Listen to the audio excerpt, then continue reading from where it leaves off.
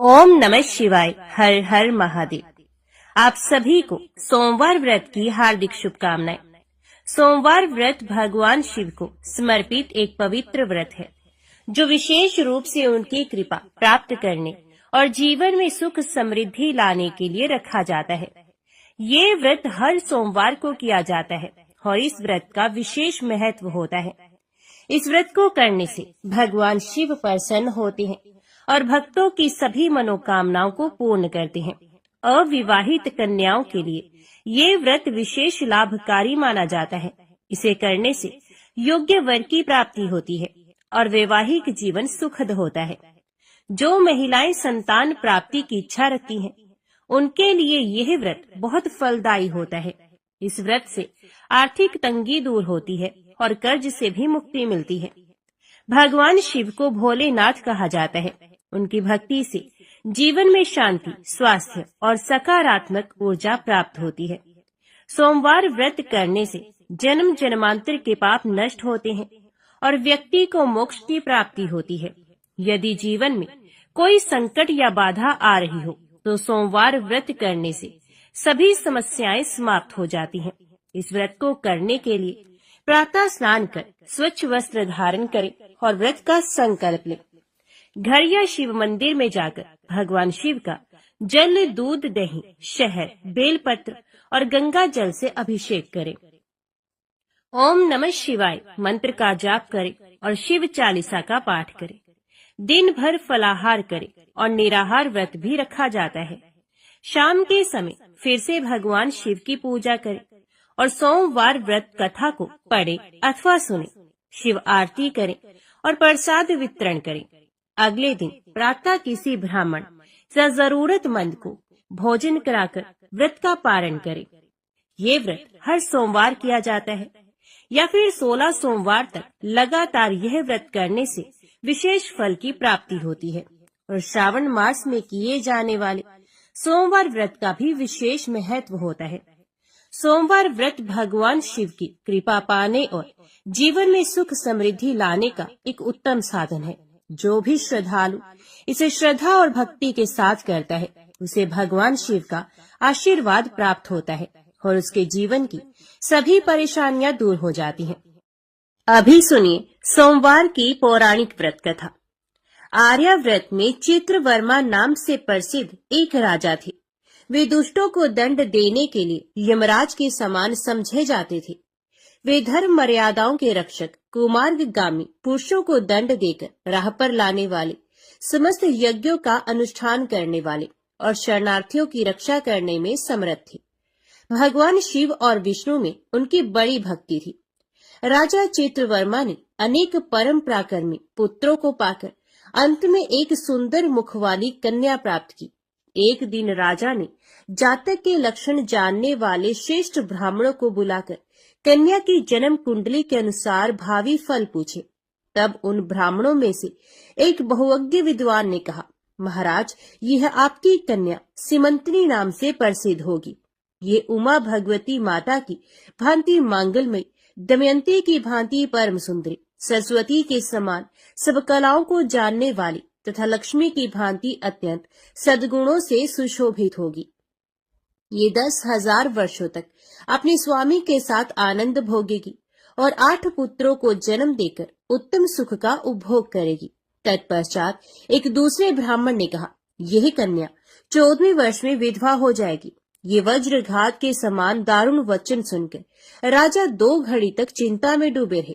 तदंतर सब ब्राह्मणों को विदा करके राजा ने सब कुछ भाग्य के अनुसार ही होता है ऐसा समझकर चिंता छोड़ दी। सीमंतनी धीरे धीरे सयानी हुई।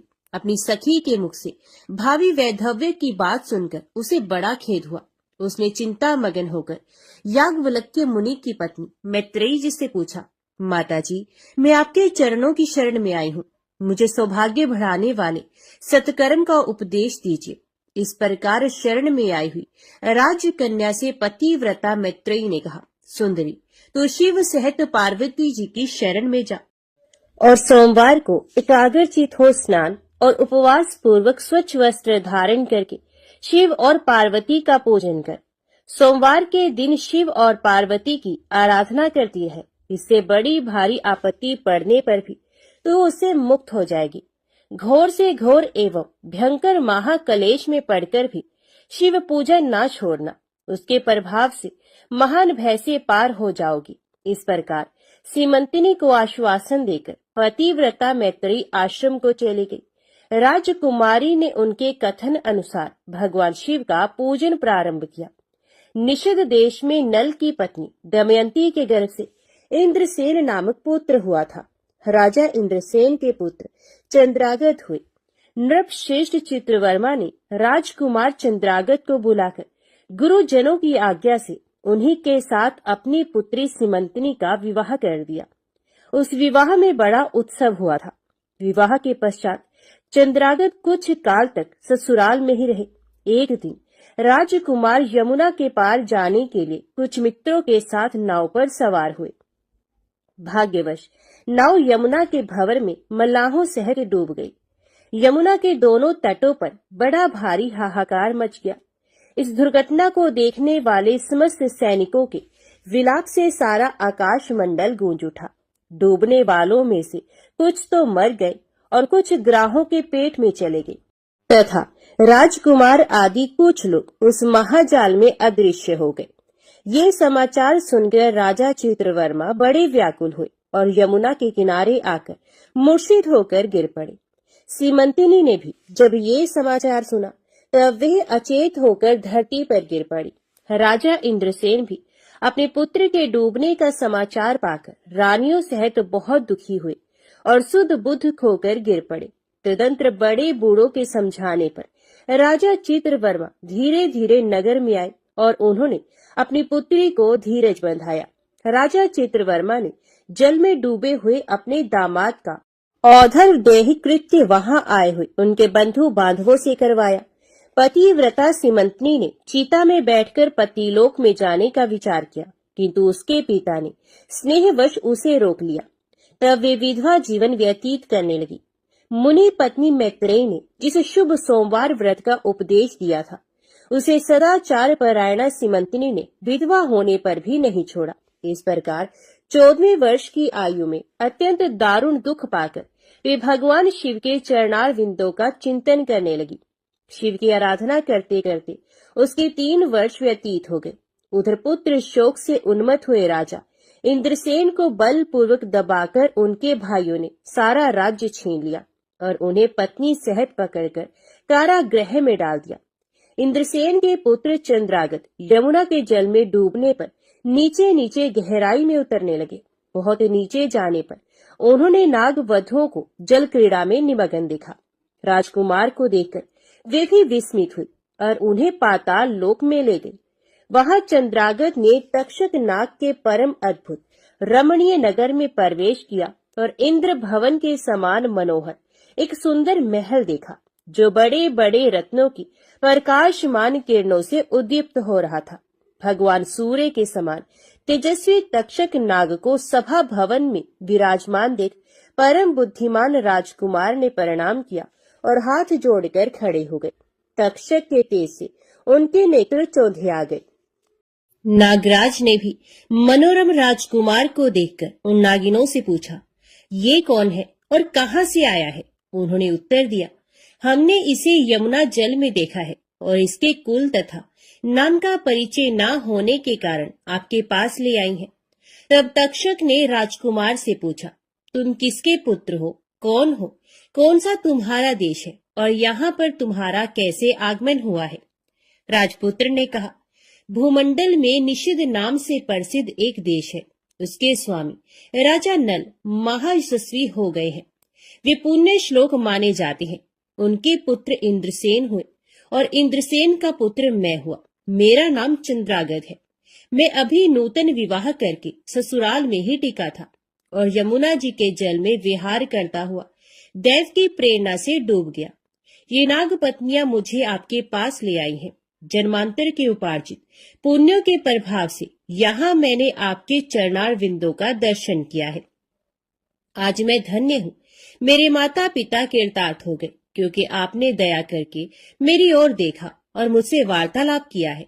इस प्रकार अत्यंत मनोहर उदारतापूर्ण वचन सुनकर तक्षक ने कहा, राजकुमार, तुम भय न करो, धैर्य रखो और बताओ, तुम संपूर्ण देवताओं में किसकी पूजा करते हो?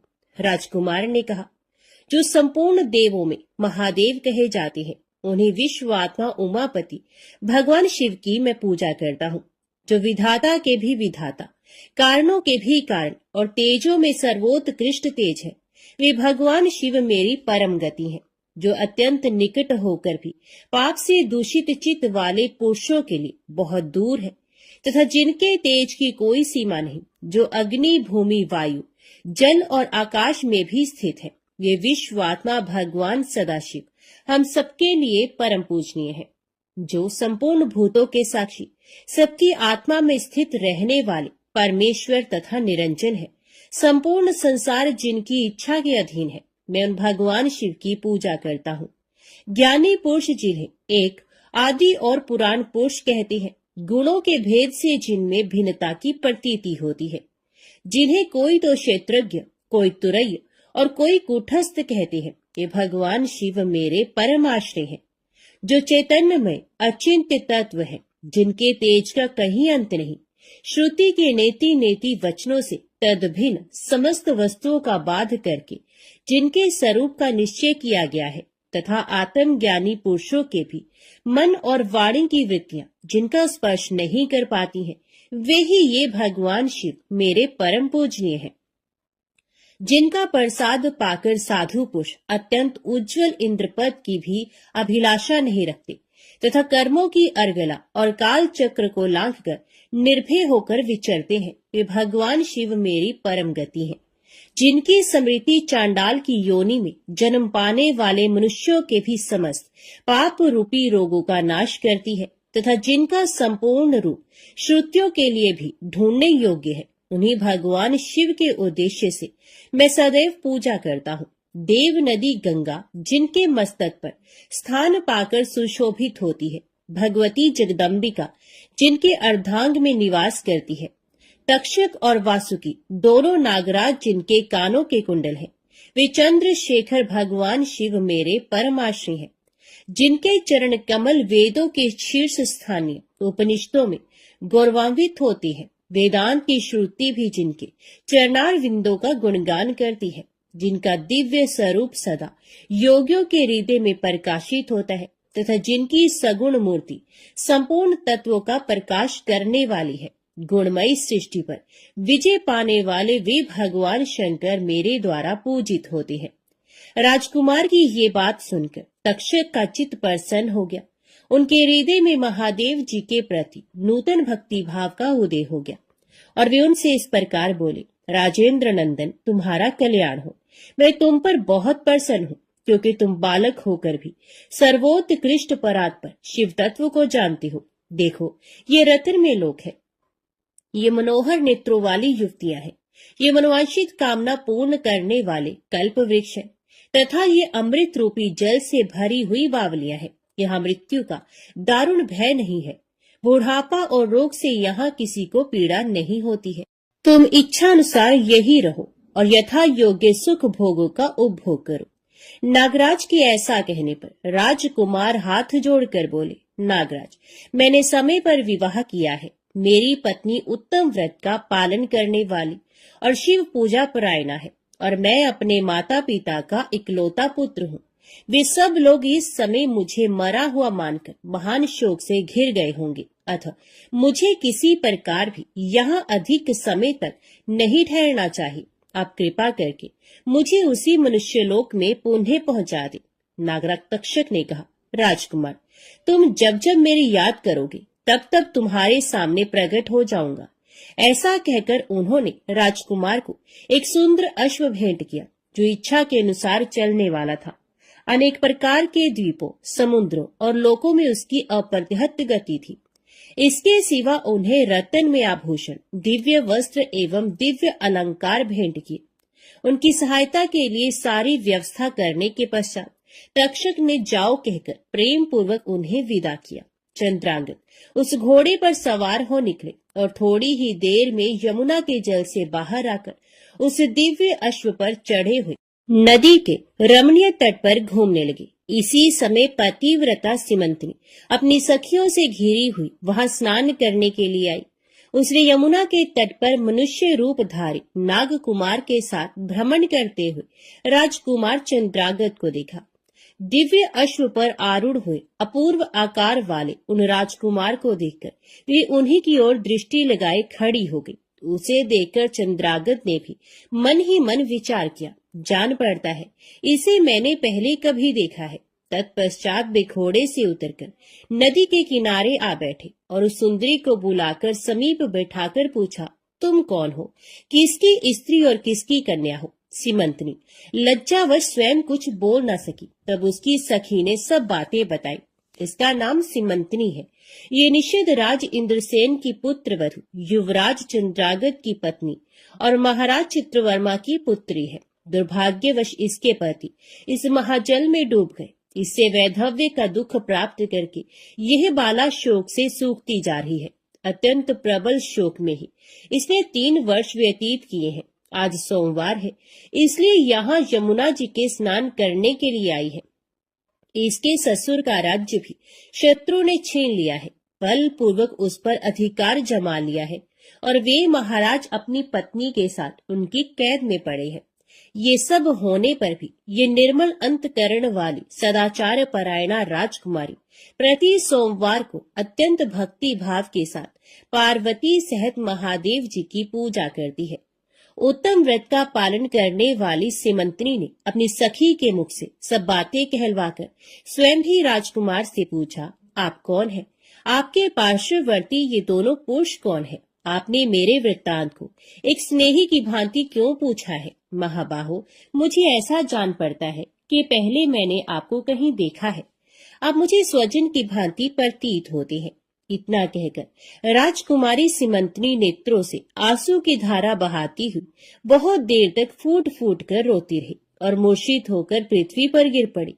अपनी प्रियतमा के शोक का कारण सुनकर चंद्रागत भी शोक से व्याकुल हो 2 घड़ी तक चुपचाप बैठे रहे। तदंतर सिमंतनी उठकर राजकुमार की ओर बारंबार निहारने लगी। उसने पहले देखे हुए अंग चिन्हों, स्वर आदि लक्षणों, अवस्था के प्रमाण तथा रूप रंग आदि की परीक्षा करके ये निश्चय किया कि ये अवश्य ही मेरे पति हैं, क्योंकि मेरा हृदय प्रेम से अधीर होकर इन्हीं में अनुरक्त हुआ है। परंतु क्या मुझ अभागिनी को अपने मरे हुए पति का दर्शन हो सकता है?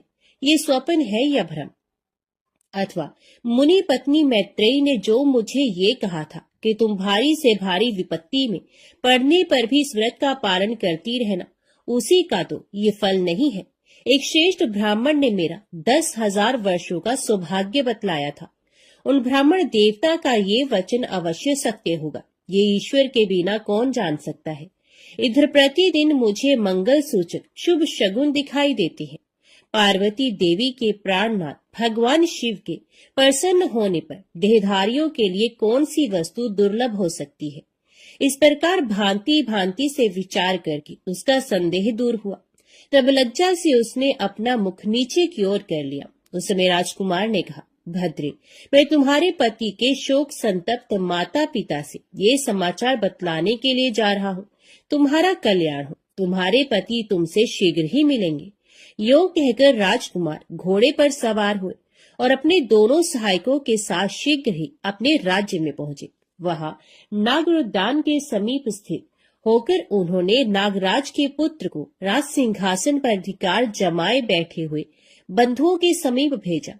नागकुमार ने शीघ्र जाकर उन सब से कहा, तुम सब लोग महाराज इंद्रसेन को अविलंब कारागृह से मुक्त करो और सिंहासन छोड़कर हट जाओ। महाराज के पुत्र चंद्रागत पाताल लोक से लौटकर यहाँ आए हैं। तुम आनाकानी ना करो, नहीं तो चंद्रागत के बाण तुम्हारे प्राण हर लेंगे। वे यमुना जी के जल में डूबकर नागराज तक्षक के घर जा पहुंचे थे। वहां से उनकी सहायता पाकर पुण्य इस लोक में लौटे हैं।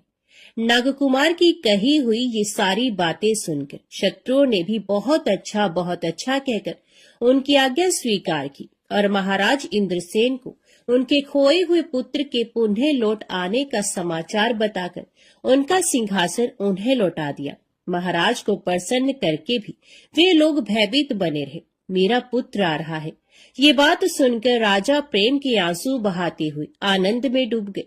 यही दशा महारानी की भी थी। तदंतर सब नागरिक, वृद्ध, मंत्री और पुरोहित आगे जाकर चंद्रागत से मिले और उन्हें हृदय से लगाकर महाराज के समीप ले आए। अपने भवन में प्रवेश करके अश्रु वर्षा करते हुए राजकुमार ने माता पिता के चरणों में प्रणाम किया। चरणों में पड़े हुए पुत्र को उठाकर राजा ने अश्रु सिक्त हृदय से लगा लिया। फिर क्रमश सब माताओं को प्रणाम करके उनका आशीर्वाद लेकर राजकुमार पुरवासियों से मिले और उन्होंने सबको यथा योग्य सम्मान दिया। उन्होंने सबके साथ राजसभा में बैठकर अपना सब वृतांत पिता से निवेदन किया और नागराज तक्षक से मित्रता होने की भी बात बताई। राजकुमार का चित्र देख और सुनकर राजा इंद्रसेन हर्ष से विवल हो गए। उन्होंने अपने मन में यही माना कि मेरी पुत्र वधु ने भगवान महेश्वर की आराधना करके इस अनुपम सौभाग्य का अर्जन किया है। निषदराज ने ये मंगलमय वार्ता दूतों के द्वारा महाराज चित्रवर्मा को भी कहला दी। ये अमृतमय वार्ता सुनकर महाराज चित्रवर्मा आनंद से विवल हो गए और बड़े वेग से उठकर उन्होंने संदेश वाहकों को उपहार में बहुत धन दिया। फिर अपनी पुत्री को बुलवाकर उन्होंने उससे वैधव्य के चिन्हों का परित्याग करवाया और उसे नाना प्रकार के आभूषणों से विभूषित किया। तत्पश्चात समूचे राष्ट्र के गांव और नगर आदि में बड़ा भारी उत्सव हुआ और सब लोगों ने राजकुमारी सीमंतिनी के सदाचार की बड़ी प्रशंसा की। चित्रवर्मा ने इंद्रसेन के पुत्र चंद्रागत को बुलाकर सीमंतिनी को उनके साथ विदा कर दिया। चंद्रागत ने तक्षक के घर से लाए हुए रत्न आदि आभूषणों के द्वारा, जो मानव मात्र के लिए अत्यंत दुर्लभ है, अपनी पत्नी को अलंकृत किया। तपे हुए स्वर्ण के समान सुशोभित 40 कोस तक जाने वाली सुगंध से युक्त दिव्य अंगराग से सीमंतिनी की बड़ी शोभा हो रही थी। कमल के केसर के समान रंग वाले कल्प वृक्ष के पुष्पों से बनी हुई और कभी ना कुम्हलाने वाली माला भी सती सीमंतिनी की शोभा बढ़ा रही थी। इस प्रकार शुभ मुहूर्त में अपनी पत्नी को साथ लेकर श्वशुर की आज्ञा से चंद्रागत पुनः अपनी नगरी में आए। महाराज इंद्रसेन ने अपने पुत्र को राज सिंहासन पर बिठाकर तपस्या द्वारा भगवान शिव की आराधना करके योगी पुरुषों को उपलब्ध होने वाली उत्तम गति प्राप्त की। राजा चंद्रागत ने अपनी धर्म पत्नी सीमंतिनी के साथ 10,000 वर्षों तक नाना प्रकार के विषयों का उपभोग किया। उन्होंने 8 पुत्रों और 1 कन्या को जन्म दिया। सीमंतिनी प्रतिदिन भगवान महेश्वर की पूजा करती हुई अपने स्वामी के साथ सुख पूर्वक रहने लगी। उसने सोमवार व्रत के प्रभाव से अपना खोया हुआ सौभाग्य प्राप्त कर लिया। ओम नमः शिवाय। हर हर महादेव। अभी सुनिए 16 सोमवार की व्रत कथा। एक बार भगवान शिवजी पार्वती जी के साथ भ्रमण करते हुए मृत्यु लोक की अमरावती नगरी में पहुंचे।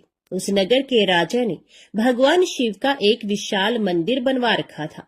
शिव और पार्वती उस मंदिर में रहने लगे। एक दिन पार्वती ने भगवान शिव से कहा कि हे प्राणनाथ, आज मेरी चौसर खेलने की इच्छा हो रही है। पार्वती की इच्छा जानकर शिव पार्वती के साथ चौसर खेलने बैठ गए। खेल प्रारंभ होते ही उस मंदिर का पुजारी वहां आ गया। माता पार्वती जी ने पुजारी जी से पूछा कि हे पुजारी जी, ये बताइए कि इस बाजी में किसकी जीत होगी। तो ब्राह्मण ने कहा कि महादेव जी की, परंतु चौसर में शिव जी की पराजय हुई और माता पार्वती जी की जीत हुई। तब ब्राह्मण को उन्होंने झूठ बोलने के अपराध में कोढ़ी होने का श्राप दिया। शिव और पार्वती उस मंदिर से कैलाश पर्वत पर लौट गए। पार्वती जी के श्राप के कारण पुजारी कोढ़ी हो गया। नगर के स्त्री पुरुष उस पुजारी की परछाई से भी दूर दूर रहने लगे। कुछ लोगों ने राजा से पुजारी के कोढ़ी हो जाने की शिकायत की, तो राजा ने किसी पाप के कारण पुजारी के कोढ़ी हो जाने का विचार कर उस मंदिर से निकलवा दिया। उसकी जगह दूसरे ब्राह्मण को पुजारी बना दिया गया। कोढ़ी पुजारी मंदिर के बाहर बैठकर भिक्षा मांगने लगा। कई दिनों के पश्चात स्वर्गलोक की कुछ अप्सराएं उस मंदिर में पधारी और उसे देखकर अप्सराओं ने कारण पूछा। पुजारी ने उन्हें भगवान शिव और पार्वती जी के चौसर खेलने और पार्वती जी के शाप देने की सारी कहानी कह सुनाई।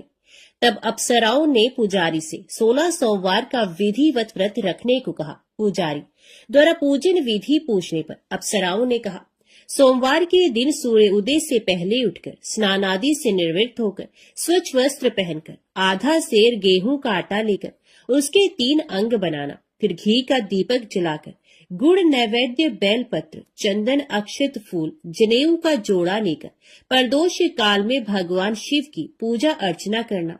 पूजा के बाद 3 अंगों में एक अंग भगवान शिव को अर्पण करके एक आप ग्रहण करना। शेष 2 अंगों को भगवान का प्रसाद मानकर वहां उपस्थित स्त्री पुरुषों और बच्चों को बांट देना। इस तरह व्रत करते हुए जब 16 सोमवार बीत जाए तो 17वें सोमवार को 1 पाव आटे की बाटी बनाकर उसमें घी और गुड़ मिलाकर चूरमा बनाना, फिर भगवान शिव को भोग लगाकर वहां उपस्थित स्त्री पुरुष और बच्चों को प्रसाद बांट देना। इस तरह 16 सोमवार व्रत करने और व्रत कथा को सुनने से भगवान शिव तुम्हारे कोढ़ को नष्ट करके तुम्हारी सभी मनोकामनाएं पूरी कर देंगे। इतना कहकर अप्सराएं स्वर्गलोक को चली गई। पुजारी ने अप्सराओं के कथन अनुसार 16 सोमवार का विधिवत व्रत किया। फलस्वरूप भगवान शिव की अनुकंपा से उसका कोढ़ नष्ट हो गया। राजा ने उसे फिर मंदिर का पुजारी बना दिया और वह मंदिर में भगवान शिव की पूजा करता आनंद से जीवन व्यतीत करने लगा। कुछ दिनों के बाद पुनः पृथ्वी का भ्रमण करते हुए भगवान शिव और पार्वती उस मंदिर में पधारे। स्वस्थ पुजारी को देखकर पार्वती ने आश्चर्य से उसके रोग मुक्त होने का कारण पूछा तो पुजारी ने उन्हें 16 सोमवार व्रत करने की सारी कथा कह सुनाई। पार्वती जी भी व्रत की बात सुनकर बहुत प्रसन्न हुई और उन्होंने पुजारी से उसकी विधि पूछकर स्वयं 16 सोमवार का व्रत प्रारंभ किया। पार्वती जी उन दिनों अपने पुत्र कार्तिकेय के नाराज होकर दूर चले जाने से बहुत चिंतित रहती थी। वे कार्तिकेय को लौटा लाने के अनेक उपाय कर चुकी थी, लेकिन कार्तिकेय लौटकर उनके पास नहीं आ रहे थे। 16 सोमवार का व्रत करते हुए पार्वती ने भगवान शिव से कार्तिकेय के लौटने की मनोकामना की। व्रत समापन के तीसरे दिन सचमुच कार्तिकेय वापस लौट आए। कार्तिकेय ने अपने हृदय परिवर्तन के संबंध में पार्वती जी से पूछा, हे माता, आपने ऐसा कौन सा उपाय किया था जिससे मेरा क्रोध नष्ट हो गया और मैं वापस लौट आया? तब पार्वती जी ने कार्तिकेय को 16 सोमवार के व्रत की कथा कह सुनाई। कार्तिकेय अपने एक ब्राह्मण मित्र ब्रह्मदत्त के परदेश चले जाने से बहुत दुखी थे। उसको वापस लौटाने के लिए कार्तिकेय ने 16 सोमवार का व्रत करते हुए ब्रह्मदत्त के वापस लौट आने की कामना प्रकट की। व्रत के समापन के कुछ दिनों के बाद मित्र लौट आया। ब्राह्मण ने कार्तिकेय से कहा, प्रिय मित्र, तुमने ऐसा कौन सा उपाय किया जिससे परदेश में मेरे विचार एकदम परिवर्तित हो गए और मैं तुम्हारा स्मरण करते हुए लौट आया। कार्तिकेय ने अपने मित्र को भी 16 सोमवार के व्रत की कथा विधि सुनाई। ब्राह्मण मित्र व्रत के बारे में सुनकर बहुत खुश हुआ और उसने भी व्रत किया। 16 सोमवार व्रत का समापन करने के बाद ब्रह्मदत्त विदेश यात्रा पर निकला। वह नगर के राजा हर्षवर्धन की बेटी राजकुमारी गुंजन का स्वयंवर हो रहा था। वहां के राजा ने प्रतिज्ञा की थी कि एक हथिनी यह माला जिसके गले में डालेगी वे अपनी पुत्री का विवाह उसी से करेगा। ब्राह्मण भी उत्सुकतावश महल में चला गया। वहां कई राज्यों के राजकुमार बैठे थे। तभी एक सजी धजी हथिनी सूंड में जयमाला लिए वहां आई। हथिनी ने ब्राह्मण के गले में जयमाला डाल दी। फलस्वरूप राजकुमारी का विवाह ब्राह्मण से हो गया। एक दिन उसकी पत्नी ने पूछा, हे प्राणनाथ, आपने कौन सा शुभ कार्य किया था जो उस हथिनी ने राजकुमारों को छोड़कर आपके गले में जयमाला डाल दी? ब्राह्मण ने 16 सोमवार व्रत की विधि बताई। अपने पति से 16 सोमवार का महत्व जानकर राजकुमारी ने पुत्र की इच्छा से 16 सोमवार का व्रत किया। निश्चित समय पर भगवान शिव की अनुकंपा से राजकुमारी के एक सुंदर सुशील व स्वस्थ पुत्र पैदा हुआ। पुत्र का नामकरण गोपाल के रूप में हुआ। बड़ा होने पर पुत्र गोपाल ने भी माँ से एक दिन प्रश्न किया कि मैंने तुम्हारे ही घर में जन्म लिया, इसका क्या कारण है? माता गुंजन ने पुत्र को 16 सोमवार व्रत की जानकारी दी। व्रत का महत्व जानकर गोपाल ने भी व्रत करने का संकल्प किया। गोपाल जब 16 वर्ष का हुआ तो उसने राज्य पाने की इच्छा से 16 सोमवार का विधिवत व्रत किया। व्रत समापन के बाद गोपाल घूमने के लिए समीप के नगर में गया। वहां के वृद्ध राजा ने गोपाल को पसंद किया और बहुत धूमधाम से अपनी पुत्री राजकुमारी मंगला का विवाह गोपाल के साथ कर दिया। 16 सोमवार के व्रत करने से गोपाल महल में पहुंचकर आनंद से रहने लगा। 2 वर्ष बाद वृद्ध राजा का निधन हो गया तो गोपाल को उस नगर का राजा बना दिया गया। इस तरह 16 सोमवार व्रत करने से गोपाल की राज्य पाने की इच्छा पूर्ण हुई। राजा बनने के बाद भी वे विधिवत 16 सोमवार का व्रत करता रहा। व्रत के समापन पर 17वें सोमवार को गोपाल ने अपनी पत्नी मंगला से कहा कि व्रत की सारी सामग्री लेकर वे समीप के शिव मंदिर में पहुंचे। पति की आज्ञा का उल्लंघन करके सेवकों द्वारा पूजा की सामग्री मंदिर में भेज दी, स्वयं मंदिर नहीं गई।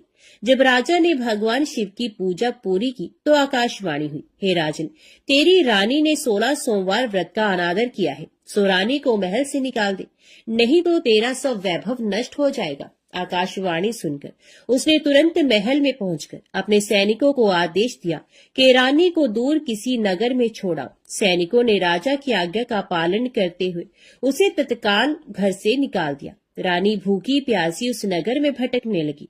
रानी को उस नगर में एक बुढ़िया मिली। ये बुढ़िया सूत काट कर बाजार बेचने जा रही थी, लेकिन इस बुढ़िया से सूत उठ नहीं रहा था। बुढ़िया ने रानी से कहा, बेटी, यदि तुम मेरा सूत उठाकर बाजार तक पहुंचा दो और सूत बेचने में मेरी मदद करो तो मैं तुम्हें धन दूंगी। रानी ने बुढ़िया की बात मान ली, लेकिन जैसे ही रानी ने सूत की गठरी को हाथ लगाया तभी जोर की आंधी चली और गठरी खुल जाने से सारा सूत आंधी में उड़ गया। बुढ़िया ने उसे फटकार कर भगा दिया। रानी चलते चलते नगर में एक तेली के घर पहुंची। उस तेली ने तरस खाकर रानी को घर में रहने के लिए कह दिया, लेकिन तभी भगवान शिव के प्रकोप से तेली के तेल से भरे मटके एक एक करके फूटने लगे। तेली ने भी भगा दिया।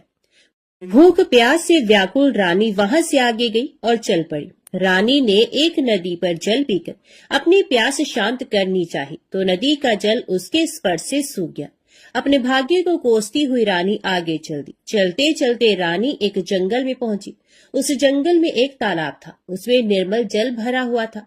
निर्मल जल देखकर रानी की प्यास तेज हो गई, जल पीने लगी। रानी ने तालाब की सीढ़ियां उतरकर जैसे ही जल को स्पर्श किया तभी उस जल में असंख्य कीड़े उत्पन्न हो गए। रानी ने दुखी होकर उस गंदे जल को पीकर अपनी प्यास शांत की। रानी ने एक पेड़ की छाया में बैठकर कुछ देर आराम करना चाहा तो उस पेड़ के पत्ते पल भर में सूखकर बिखर गए। रानी दूसरे पेड़ के नीचे जाकर बैठी। जिस पेड़ के नीचे बैठती वही सूख जाता। वन और सरोवर की ये दशा देखकर वहां के गवाले बहुत हैरान हुए। गवाले रानी को समीप के मंदिर में पुजारी जी के पास ले गए। रानी के चेहरे को देखकर ही पुजारी जान गए कि रानी अवश्य किसी बड़े घर की है, भाग्य के कारण दर दर भटक रही है। पुजारी ने रानी से कहा, पुत्री, तुम कोई चिंता नहीं करो, मेरे साथ इस मंदिर में रहो, कुछ ही दिनों में सब ठीक हो जाएगा। पुजारी की बातों से रानी को बहुत सांत्वना मिली। रानी उस मंदिर में रहने लगी। रानी भोजन बनाती तो सब्जी जल जाती, आटे में कीड़े पड़ जाते, जल से बदबू आने लगती। पुजारी भी रानी के दुर्भाग्य से बहुत चिंतित होते हुए बोली, हे पुत्री, अवश्य ही तुझसे कोई अनुचित काम हुआ है जिसके कारण देवता तुझसे नाराज है और उनकी नाराजगी के कारण ही तुम्हारी ये दशा हुई है। पुजारी की बात सुनकर रानी ने अपने पति के आदेश पर मंदिर में ना जाकर शिव की पूजा नहीं करने की सारी कथा कह सुनाई। तो पुजारी ने कहा, अब तुम कोई चिंता मत करो, कल सोमवार है और कल से तुम 16 सोमवार के व्रत करना शुरू कर दो। भगवान शिव अवश्य तुम्हारे दोषों को क्षमा कर देंगे। पुजारी की बात मानकर रानी ने 16 सोमवार के व्रत प्रारंभ कर दिए। रानी सोमवार का व्रत करके शिव की विधिवत पूजा अर्चना की और व्रत कथा सुनने लगी। जब रानी ने 17वें सोमवार को विधिवत व्रत का समापन किया तो उधर उसके पति राजा के मन में रानी की याद आई। राजा ने तुरंत अपने सैनिकों को रानी को ढूंढकर लाने के लिए भेजा। रानी को ढूंढते हुए सैनिक मंदिर में पहुंचे और रानी से लौटकर चलने के लिए कहा। पुजारी ने सैनिकों से मना कर दिया और सैनिक निराश होकर लौट गए। उन्होंने लौटकर राजा को सारी बात बताई। राजा स्वयं उस मंदिर में पुजारी के पास पहुंचे और रानी को महल से निकाल देने के कारण पुजारी जी से क्षमा मांगी। पुजारी जी ने राजा से कहा, ये सब भगवान शिव के प्रकोप के कारण हुआ है। इतना कहकर रानी को विदा किया। राजा के साथ रानी महल में पहुंची। महल में बहुत खुशियां मनाई गई। पूरे नगर को सजाया गया। राजा ने ब्राह्मणों को अन्न, वस्त्र और धन का दान किया। नगर में निर्धनों को वस्त्र बांटे गए। रानी 16 सोमवार का व्रत करते हुए महल में आनंद पूर्वक रहने लगी। भगवान शिव की अनुकंपा से उसके जीवन में सुख ही सुख भर गए। 16 सोमवार के व्रत करने और कथा सुनने से मनुष्य की सभी मनोकामनाएं पूर्ण होती हैं और जीवन में किसी तरह की कमी नहीं होती है। स्त्री पुरुष आनंद पूर्वक जीवन यापन करते हुए मोक्ष को प्राप्त होती है। ओम नमः शिवाय। हर हर महादेव। अभी सुनिए शिव चालीसा पाठ। श्री गणेश गिरजा सुवन, मंगल मूल सुजान, कहत अयोध्या दास तुम, देहु अभय वरदान। जय गिरजापति दीन दयाला, सदा करत संतन प्रतिपाला। भाल चंद्रमा सोहत नीके, कानन कुंडल नाग फनीके। अंग गौर शिरगंग बहाय, मुंड माल तन छार लगाए। वस्त्र खाल बागंबर सोहे, छवि को देख नाग मुनि मोहे। मैना मातु की होए दुलारी, बाम अंग सोहत शव न्यारी। कर त्रिशूल सोहत शव भारी, करत सदा शत्रुन शयकारी। नंदी गणेश सोहे तहि कैसे, सागर मध्य कमल है जैसे। कार्तिक श्याम और गणराव, या छवि को कह जात न गाओ। देवन जभी जाए पुकारा, तभी दुख प्रभु आप निवारा। किया उपद्रव तारक भारी, देवन सब मिल तुम्हें जुहारी। तुरत षडानन आप पठायो, लव निमेष में मार गिरायो। आप जलंधर असुर संहारा, सुयश तुम्हार विदित संसारा। त्रिपुरा सुरसन युद्ध मचाई, सबही कृपा कर लीन बचाई। किया तपही भागीरथ भारी, पूर्व प्रतिज्ञा तसु पुरारी। दानिन मह तुम सम को नाही, सेवक स्तुति करत सदाहि। वेद नाम महिमा तव गाय, अकथ अनाद भेद नहीं पाए। प्रगट उधत मंथन तेजवाला, जरे सुरासुर भय विहाला। किन्हीं दया तहि करी सहाय, नीलकंठ तब नाम कहाय। पूजन रामचंद्र जब कीन्हा, जीत के लंक विभीषण दीन्हा। सहस कमल में हो रहे धारी, किन्हीं परीक्षा तभी पुरारी। एक कमल प्रभु राखे जोई, कमल न्यून पूजन चह सोई। कठिन भक्ति देखी प्रभु शंकर, भय प्रसन्न दिए इच्छत वर।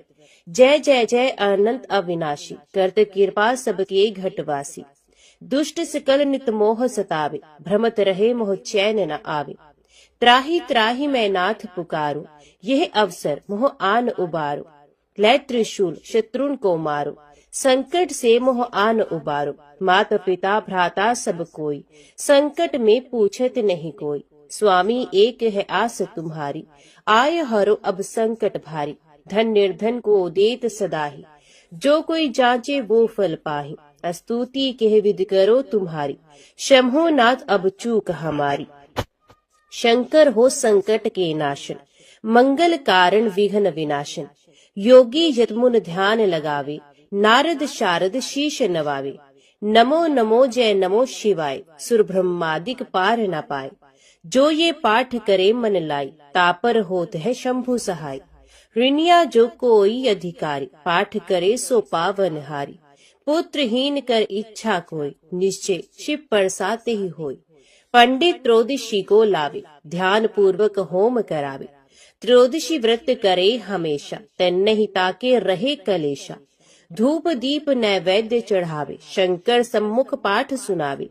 जन्म जन्म के पाप नसावे, अंतवास शिवपुर में जावे। कहे अयोध्या आस तुम्हारी, जान सकल दुख हरी हमारी।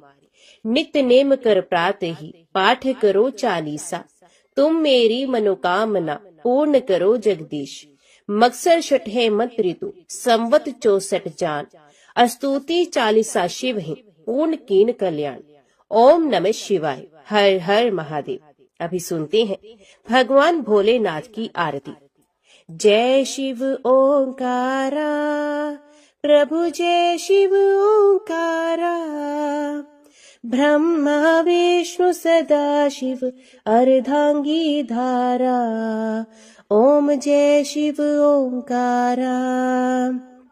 एकानन चतुरानन पंचानन राजे, हंसासन गरुड़ासन वृषवाहन साजे। ओम जय शिव ओंकारा। दो भुज चार चतुर्भुज, 10 भुज अति सोहे।